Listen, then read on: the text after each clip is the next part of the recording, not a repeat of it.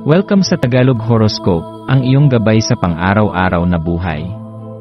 Hatid namin ang pinakadetalyadong horoscope na magsisilbing gabay mo sa pera, trabaho, pag-ibig, kalusugan, at swerte. Naway magtagumpay sa buhay ang lahat ng ating tagapakinig at subscribers sa buong mundo. Maraming salamat sa pag-subscribe at tanggapin ang siksik, liglig, at umaapaw na biyayang hatid ng Tagalog Horoscope. Ito ang iyong pang-araw-araw na horoscope para sa Pisces para sa Abril 17, 2025. Ngayong araw, Pisces, inanyayahan ka ng kalawakan na makipag-ugnay ng malalim sa iyong mga emosyon. Isang araw ng muling pagsilang, kung saan binibigyan ka ng pagkakataon upang yakapin ang kagandahan ng lahat ng iyong nakamit hanggang sa ngayon. Habang ikaw ay nagninilay, isaalang-alang mo ang iyong pagnanais para sa pagbabago, at hayaang magbigay inspirasyon ang enerhiya sa iyong paligid upang magtamo ka ng mga sandali ng pasasalamat. Ang bawat hakbang na iyong natamo ay may kahulugan, at lahat ng iyong pinagdadaanan ay bahagi ng iyong patuloy na paglago. Ang iyong kakayahang tanggapin ang iyong sarili at ang mga pagkatalo ay magdadala sa iyo ng kalinawan sa hinaharap. Huwag kalimutan na sa bawat tagumpay ay may mga aral na natutunan, kaya maglaan ng oras upang magpasalamat sa iyong mga naabot at ang mga pagkakataong nakatulong sa iyong maging mas matatag. Habang patuloy ang iyong pagninilay, mapapansin mong ang araw na ito ay nag-aanyaya sa iyo upang magsimula ng mga bagong pagsisimula. Kung mayroon mang mga pagkakataon na nadarama mong nauurong ka, tandaan na ang bawat hakbang, maliit man o malaki, ay may kabuluhan. Bawat araw ay isang pagkakataon upang baguhin ang iyong pananaw, at sa ngayon, ikaw ay tinatawagan na magpatawad sa sarili at magbukas ng bagong yugto sa iyong buhay. Tanggapin ang iyong mga emosyon, hindi bilang isang sagabal, kundi bilang mga gabay na magdadala sa iyo sa mas mataas na antas ng kamalayan. Huwag hayaang magtakda ng limitasyon ang iyong nakaraan sa iyong kinabukasan. Sa halip, maging bukas sa lahat ng bagong posibilidad at gamitin ang iyong mga natutunan upang patuloy na lumago. Habang ang buwan ay kumikislap ng maliwanag sa Sagittarius, magbabalik sa iyo ang isang alon ng tiwala sa sarili. Pinapalakas nito ang iyong pakiramdam ng pagiging natatangi at kakayahan upang magtiwala sa iyong mga espesyal na regalo. Ang mga nararamdaman ng kagalakan at kasiyahan na dulot ng enerhiyang ito ay magpapalakas sa iyong kakayahang magpahayag ng iyong sarili. Maaari mong mapansin na mas madaling magbahagi ng iyong opinyon at pananaw sa mga tao sa paligid mo, at ito ang magbibigay sa iyo ng mas matibay na koneksyon sa kanila. Samantalahin mo ang pagkakataong ito upang ipakita ang iyong tunay na pagkatao at ipahayag ang iyong mga ideya ng buong puso. Sa pagharap mo sa mga ugnayan, ang tiwala sa sarili ay magiging isang makapangyarihang kaalyado. Hindi mo kailangang magpanggap o magtago, ang iyong natatanging katangian ay makikita at malalampasan ang anumang hamon sa iyong daraanan.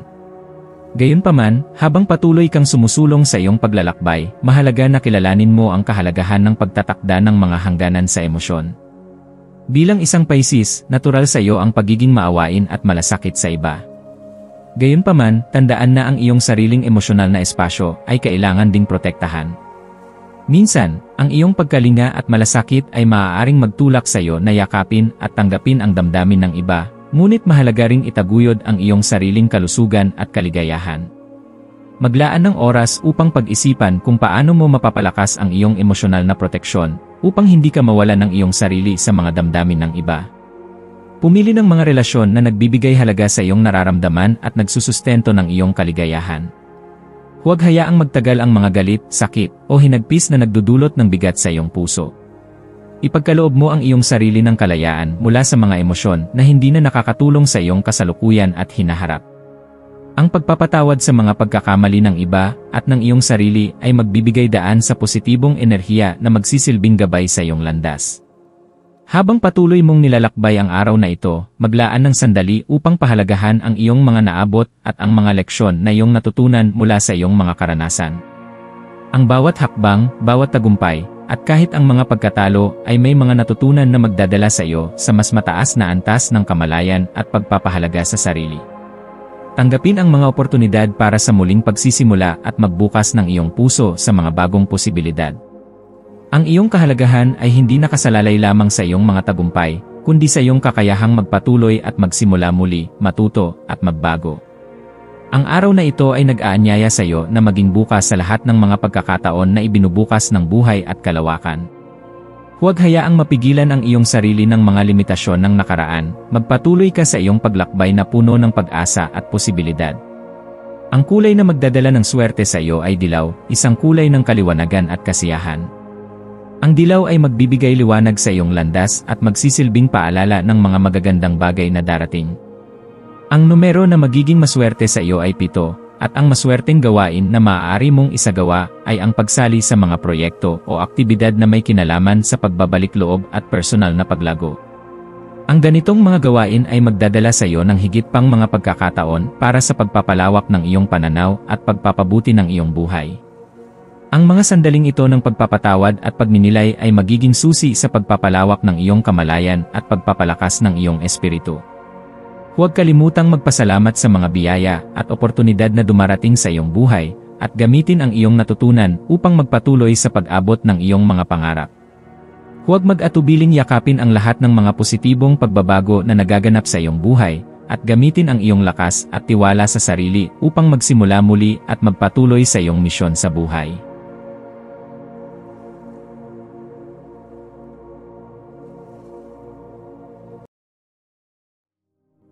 Tayo ay magkaroon ng kaunting sandali upang ipagdasal ang lahat ng mga dalangin ng ating mga subscribers, na sana'y matamo nila ang kanilang mga pinapangarap sa buhay, magandang trabaho, mabuting kalusugan, payapa at masayang pamumuhay, at siksik, liglig at umaapaw na biyaya at kayamanan.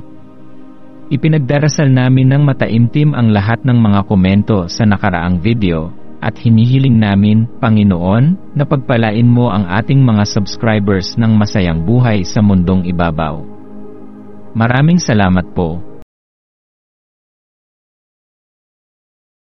Maaari kayong mag-subscribe sa aming channel na Daily Prayer, kung saan nag-a-upload kami ng pang-araw-araw na Catholic Gospel Readings, Reflections, at Daily Rosary Reading para sa lahat ng misteryo ng araw.